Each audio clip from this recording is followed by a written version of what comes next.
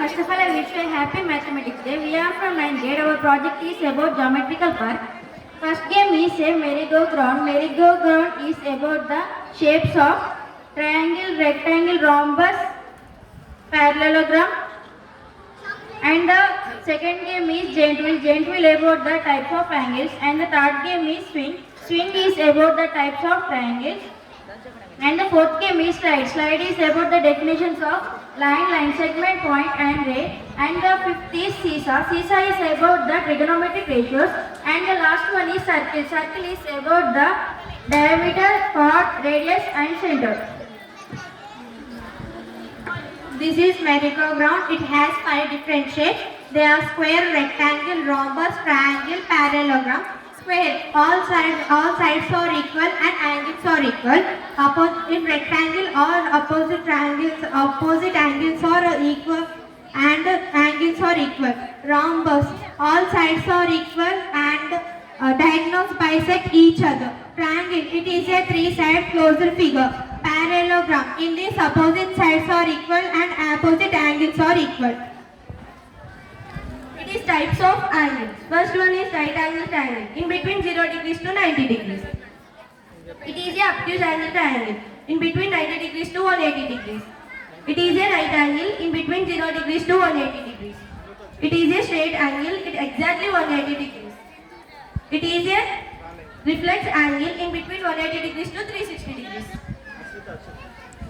Third one is swing. In these 3 triangles are there. Acute angle triangle, obtuse angle triangle, right angle triangle. First one is acute angle triangle. In this triangle, all angles are acute angles.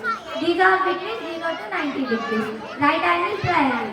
In this right angle triangle, one angle should be 90 degrees. Obtuse angle triangle. Obtuse triangles are between 90 to 180 degrees. Fourth one is slide. It has 4 definitions. They are point, line, ray and line segment.